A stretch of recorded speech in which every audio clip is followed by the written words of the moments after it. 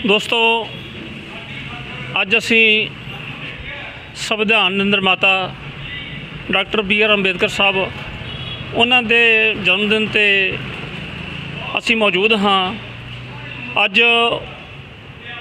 उन्हां दे जो गुरु सन महात्मा ज्योतिबा फूले साहब अज उन्हां दा जन्मदिन है अते 14 तरीक नूं उन्हां दा डॉक्टर अंबेडकर साहब का जन्म है।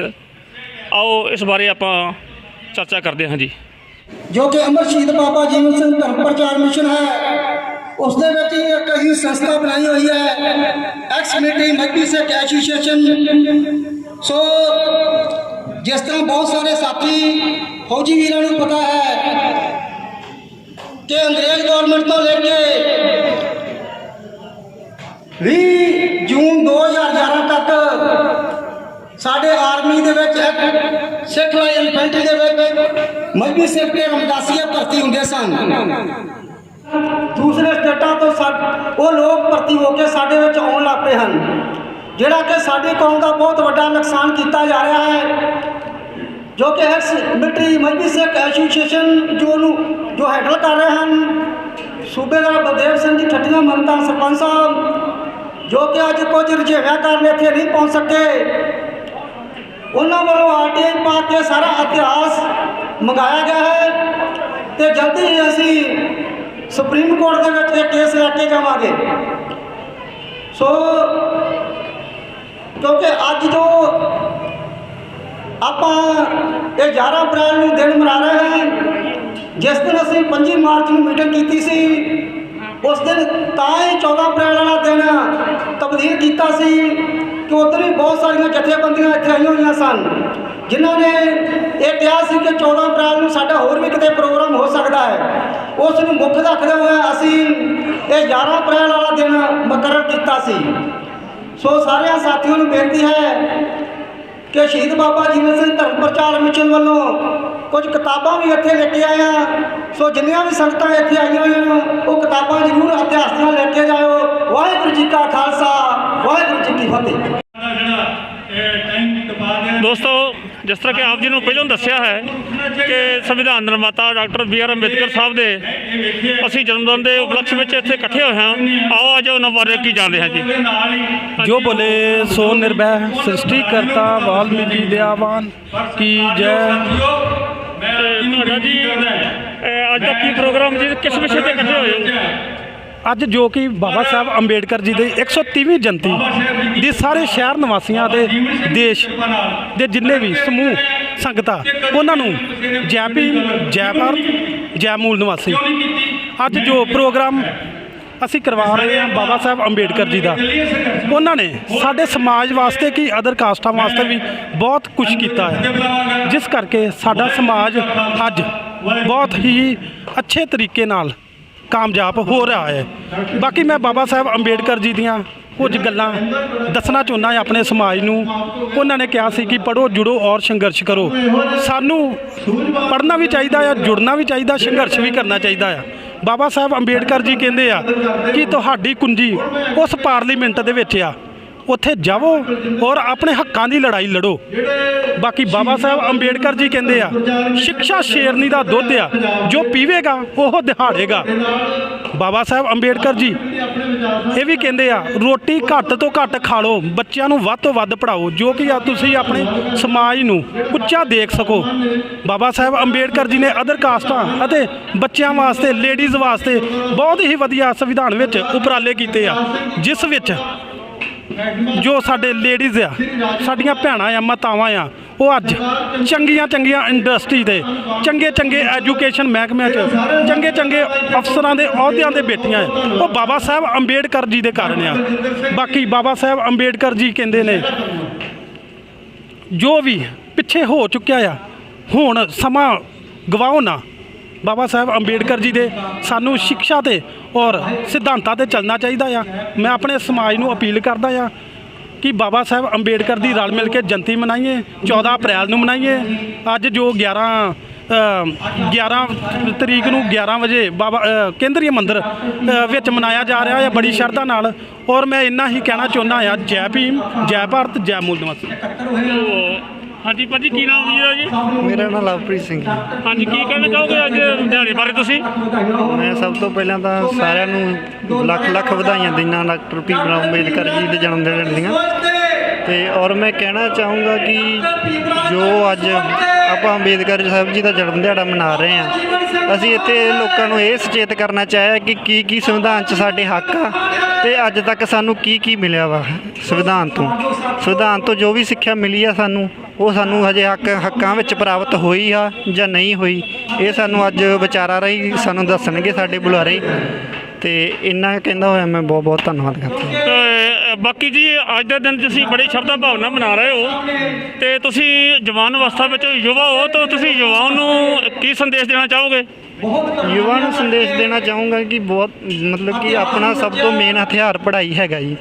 ਅਤੇ ਆਪਾਂ ਨੂੰ ਪੜ੍ਹ ਲਿਖ ਕੇ ਬਾਬਾ ਸਾਹਿਬ ਦੀ ਸਿੱਖਿਆ ਲੈਂਦੇ ਹੋਏ ਅੱਗੇ ਵਧਣਾ ਚਾਹੀਦਾ ਹੈ। ਅਤੇ ਸਭ ਤੋਂ ਮਤਲਬ ਕਿ ਮੇਨ ਮਕਸਦ ਆਪਣਾ ਪੜ੍ਹਾਈ ਹੈ, ਅਤੇ ਫਿਰ ਹੀ ਆਪਾਂ ਆਪਣੀਆਂ ਉੱਚੀਆਂ ਸਿੱਖਿਆ ਪ੍ਰਾਪਤ ਕਰ ਸਕਦੇ ਹਾਂ। ਬਹੁਤ ਬਹੁਤ ਧੰਨਵਾਦ।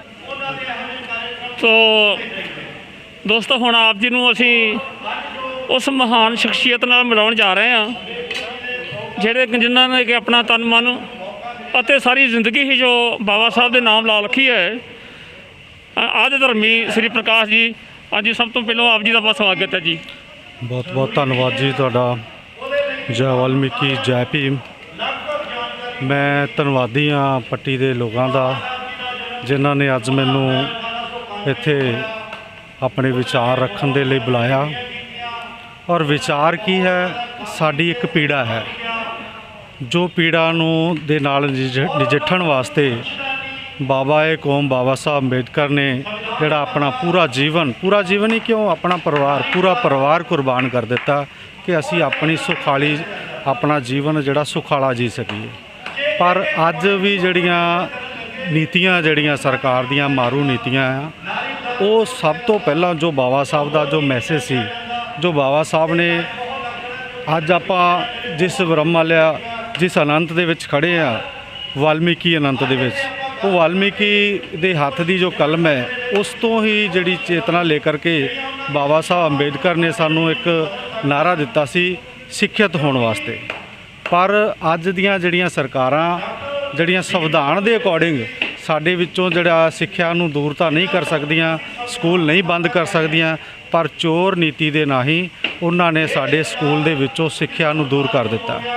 ਪ੍ਰਾਈਵੇਟਾਈਜੇਸ਼ਨ ਜਿਹੜਾ ਆ ਸਿਸਟਮ ਸ਼ੁਰੂ ਕੀਤਾ ਆ, ਉਹਦੇ ਖਿਲਾਫ ਜਿਹੜਾ ਆ ਸਰਕਾਰੀ ਸਕੂਲਾਂ, ਕਾਲਜਾਂ, ਯੂਨੀਵਰਸਿਟੀਆਂ ਦੇ ਖਿਲਾਫ ਪ੍ਰਾਈਵੇਟ ਸਕੂਲ, ਕਾਲਜ, ਯੂਨੀਵਰਸਿਟੀ ਸਥਾਪਿਤ ਕੀਤੇ ਗਏ ਆ, ਜਿਹਦੇ ਵਿੱਚ ਕੀ ਹੈ ਕਿ ਸਾਨੂੰ ਅਨਪੜ੍ਹ ਰੱਖਣਾ, ਇਹ ਉਹਨਾਂ ਦਾ ਇੱਕ ਮਿਸ਼ਨ ਬਣ ਗਿਆ। ਉਹੀ ਮਨੂਵਾਦੀ ਜਿਹੜੀ ਸੋਚ ਜੋ ਪੁਰਾਤਨ ਸਮੇਂ ਤੋਂ ਚੱਲਦੀ ਆ ਰਹੀ ਹੈ, ਇਨ ਬਿਨ ਅੱਜ ਵੀ ਜਿਹੜੀਆਂ ਸਰਕਾਰਾਂ ਉਹਦੇ ਉਸ ਏਜੰਡੇ 'ਤੇ ਕੰਮ ਕਰ ਰਹੀਆਂ।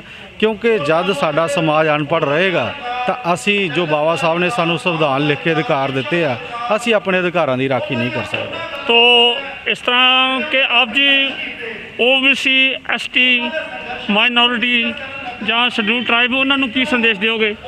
ਸੰਦੇਸ਼ ਇਹੀ ਹੈ ਕਿ ਜੇ ਸਰਕਾਰਾਂ ਸਾਡੇ ਲਈ ਇਸ ਤਰ੍ਹਾਂ ਦੀਆਂ ਕੋਝੀਆਂ ਚਾਲਾਂ ਚੱਲ ਰਹੀਆਂ ਤਾਂ ਇਸ ਵਿੱਚੋਂ ਸਾਨੂੰ ਖੁਦ ਉਪਰਾਲੇ ਕਰਨੇ ਪੈਣਗੇ। ਮੈਂ ਬਹੁਤ ਵੱਡਾ ਐਗਜ਼ਾਮਪਲ ਦਊਂਗਾ ਕਿ ਜਦੋਂ ਬਾਬਾ ਸਾਹਿਬ ਅੰਬੇਦਕਰ ਨੂੰ ਜਿਹੜਾ ਇਲੈਕਸ਼ਨ ਹਰਾ ਦਿੱਤਾ ਗਿਆ ਸੀ, ਤਾਂ ਇਲੈਕਸ਼ਨ ਜਿਹੜਾ ਜਿਮਨੀ ਇਲੈਕਸ਼ਨ ਕਰਵਾ ਕੇ ਦੁਬਾਰਾ ਜਿਹੜਾ ਲੋਕ ਸਭਾ ਦੇ ਵਿੱਚ ਭੇਜਣ ਵਾਸਤੇ ਜਿਹੜੀ ਜਾਤੀ ਜਿਹੜੀ ਕੌਮ ਨੇ ਉਹ ਕੁਰਬਾਨੀ ਦਿੱਤੀ ਸੀ, ਉਹ ਸੀ ਨਮੋ ਸ਼ੂਦਰਾ ਅਸਮ ਬੰਗਾਲ ਦੀ। ਔਰ ਉਹਨਾਂ ਦੀ ਇੱਕ ਬਹੁਤ ਬੜੀ ਮਿਸਾਲ ਸੀ ਕਿ ਉਹਨਾਂ ਨੇ ਇੰਨਾ ਤਹਈਆ ਕੀਤਾ ਸੀ ਸਮਾਜ ਨੂੰ ਜਾਗਰਤ ਕਰਨ ਵਾਸਤੇ ਕਿ ਜਿਨ੍ਹਾਂ ਤਬੇਲਿਆਂ ਦੇ ਵਿੱਚ ਡੰਗਰਾਂ ਨੂੰ ਰੱਖ ਕੇ ਜਿਹੜਾ ਆ ਪਾਲਿਆ ਜਾਂਦਾ ਸੀ, ਜਦੋਂ ਡੰਗਰ ਚਰਨ ਲਈ ਚਲੇ ਜਾਂਦੇ ਸੀ ਤੇ ਉੱਥੇ ਗੋਹਾ ਮਿੱਟੀ ਫੇਰ ਕੇ ਫਿਰ ਉੱਥੇ ਪਾਠਸ਼ਾਲਾ ਖੋਲ੍ਹੀ ਜਾਂਦੀ ਸੀ ਸਮਾਜ ਨੂੰ ਚੇਤਨ ਕਰਨ ਵਾਸਤੇ।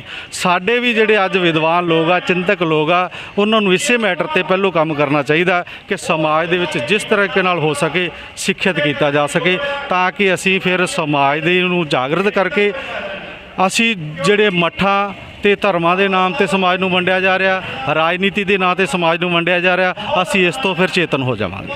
ਤੋ ਜੀ ਅੰਤ ਵਿੱਚ ਆਪ ਜੀ ਕੋ ਇੱਕ ਸਵਾਲ ਹੋਰ ਪੁੱਛਾਂਗੇ ਜੀ ਕਿ ਤੁਸੀਂ ਸਮੁੱਚੇ ਦੇਸ਼ ਵਾਸੀਆਂ ਨੂੰ ਸਮੇਂ ਦੇ ਹਾਲਾਤਾਂ ਦੇ ਅਨੁਸਾਰ ਅਤੇ ਉਹਨਾਂ ਨੂੰ ਕੀ ਸੰਦੇਸ਼ ਦੇਣਾ ਚਾਹੋਗੇ ਜੀ? ਸਾਨੂੰ ਚਾਹੀਦਾ ਹੈ ਕਿ ਸਿੱਖਿਅਤ ਹੋ ਜਾਈਏ। ਸਿੱਖਿਆ ਜਿਹੜੀ ਹੈ ਸਾਨੂੰ ਸਮਝਾਉਂਦੀ ਹੈ ਕਿ ਜਿਹੜੀਆਂ ਸਾਡੇ ਜੀਵਨ ਦੀਆਂ ਬੁਰਾਈਆਂ ਨਸ਼ਾ ਹੈ, ਅੰਧ ਵਿਸ਼ਵਾਸ ਹੈ, ਦਹੇਜ ਪ੍ਰਥਾ ਹੈ, ਔਰਤਾਂ ਦੇ ਪ੍ਰਤੀ ਮਾੜਾ ਸਲੂਕ, ਇਸ ਤਰ੍ਹਾਂ ਦੀਆਂ तमाम ਬੁਰਾਈਆਂ ਨੂੰ ਆਪਾਂ ਐਜੂਕੇਸ਼ਨ ਹੀ ਸਾਡੀ ਖਤਮ ਕਰ ਸਕਦੀ ਆ, ਹੋਰ ਕੁਝ ਨਹੀਂ ਖਤਮ ਕਰ ਸਕਦਾ। ਤੋ ਇਹ ਸਨ ਆਦਿ ਧਰਮੀ ਨੇਤਾ ਸ਼੍ਰੀ ਪ੍ਰਕਾਸ਼ ਆਦਿ ਧਰਮੀ ਜੀ, ਜਿਨ੍ਹਾਂ ਨੇ ਕਿ ਸਮਾਜਿਕ ਬੁਰਾਈਆਂ ਅਤੇ ਜੋ ਬਾਬਾ ਸਾਹਿਬ ਦੇ ਸੰਦੇਸ਼ ਹਨ ਉਹਨਾਂ ਨੂੰ ਉਜਾਗਰ ਕੀਤਾ ਹੈ, ਅਤੇ ਨਾਲ ਹੀ SC OBC ਮਾਈਨੋਰਿਟੀ ਲਿੰਗਾਇਤ ਉਹਨਾਂ ਨੂੰ ਜੋ ਉਹਨਾਂ ਨੇ ਅਵੇਅਰ ਕੀਤਾ ਹੈ, ਇਹ ਉਹਨਾਂ ਦੇ ਅਵੇਅਰ ਕਰਨ ਵਾਸਤੇ ਆਪ ਜੀ ਦਾ ਬਹੁਤ ਬਹੁਤ ਧੰਨਵਾਦ ਜੀ। ਕੈਮਰਾਮੈਨ ਰਵੀਕਰਨ ਸਿੰਘ ਦੇ ਨਾਲ ਪੱਟੀ ਤੋਂ ਸੱਚ ਕੀ ਆਵਾਜ਼ ਦੀ ਖਾਸ ਰਿਪੋਰਟ।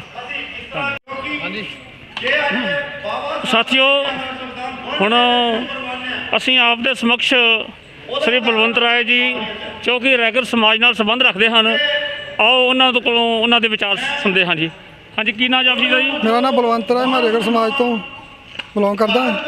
ਤੇ ਅੱਜ ਅਸੀਂ ਬਾਬਾ ਸਾਹਿਬ ਭੀਮ ਰਾਓ ਅੰਬੇਦਕਰ ਜੀ ਦਾ ਜਨਮ ਦਿਹਾੜਾ ਮਨਾ ਰਹੇ ਹਾਂ। ਵੈਸੇ 14 ਤਰੀਕ ਨੂੰ ਹੁੰਦਾ ਵਾ, ਅਸੀਂ ਅੱਜ ਛੁੱਟੀ ਕਰਕੇ ਉਹਦੇ 14 ਤਰੀਕ ਨੂੰ ਵਿਸਾਖੀ ਦਾ ਦਿਹਾੜਾ ਹੁੰਦਾ ਵਾ, ਇਸ ਕਰਕੇ ਸਾਡੀ ਪਬਲਿਕ ਸਾਰੀ ਵਿਸਾਖੀ ਘੁੰਮਣ ਜਾਂਦੇ ਆ। ਅਸੀਂ ਐਤਵਾਰ ਚੁਣਿਆ ਇਸੇ ਕਰਕੇ। ਤੇ ਅੱਜ ਅਸੀਂ ਸੰਵਿਧਾਨ ਬਚਾਓ ਸਾਂਝਾ ਸੰਘਰਸ਼ ਕਮੇਟੀ ਤੋਂ ਅਸੀਂ ਬਾਬਾ ਸਾਹਿਬ ਅੰਬੇਦਕਰ ਜੀ ਦਾ ਜਨਮ ਦਿਨ ਮਨਾ ਰਹੇ ਹਾਂ। ਸਾਰੇ ਸ਼ਹਿਰ ਵਾਸੀਆਂ ਨੂੰ ਭੀਮ ਰਾਓ ਅੰਬੇਦਕਰ ਜੀ ਦੇ ਜਨਮ ਦਿਨ ਦੀ ਲੱਖ ਲੱਖ ਵਧਾਈ ਹੋਵੇ। ਔਰ ਸਾਡੇ ਸਮਾਜ ਨੂੰ ਅਸੀਂ ਇਹੀ ਕਹਿਣਾ ਚਾਹੁੰਦੇ ਹਾਂ, ਪੜ੍ਹੋ ਲਿਖੋ ਤੇ ਸੰਘਰਸ਼ ਕਰੋ। ਤੁਹਾਨੂੰ ਵੋਟ ਦਾ ਅਧਿਕਾਰ ਦਿੱਤਾ, ਆਪਣੀ ਵੋਟ ਦਾ ਅਧਿਕਾਰ ਦਾ ਗਲਤ ਇਸਤੇਮਾਲ ਨਾ ਕਰੋ, ਸੋਚ ਸਮਝ ਕੇ ਵੋਟ ਪਾਓ। ਜਿਹੜਾ ਬੰਦਾ ਕੋਈ ਆਪਣਾ ਚੰਗਾ ਕੋਈ ਕਾਰਜ ਕਰਦਾ ਉਹਨੂੰ ਵੋਟ ਪਾਓ। ਜਿਹੜਾ ਮਰਜ਼ੀ ਤੁਹਾਡੇ ਬੂਹੇ ਆ ਕੇ ਤੁਹਾਡੇ ਤੋਂ ਵੋਟਾਂ ਮੰਗਦਾ ਉਹਨੂੰ ਵੋਟਾਂ ਨਾ ਪਾਓ। ਸਾਡੇ ਦੇਸ਼ 'ਚ ਹੁਣ ਵੇਖੋ ਕੀ ਚੱਲ ਰਹੀ, ਮੋਦੀ ਲਹਿਰ ਕਿਸਾਨਾਂ ਨਾਲ ਧੱਕੇ ਹੋ ਰਹੇ ਆ ਤੇ ਹੋਰ ਕਈਆਂ ਕਮੇਟੀਆਂ ਨਾਲ ਧੱਕੇ ਹੋ ਰਹੇ। ਸਾਡਾ ਦਿੱਲੀ ਦੇ ਵਿੱਚ ਗੁਰੂ ਰਵਿਦਾਸ ਮੰਦਿਰ ਢਾਹ ਦਿੱਤਾ ਗਿਆ ਸੀਗਾ। SC ST ਮੁੱਦੇ ਤੇ ਵੀ ਇਹਨਾਂ ਨੇ ਸਾਡੇ ਨਾਲ ਬਹੁਤ ਵਿਤਕਰੇ ਕੀਤੇ ਆ।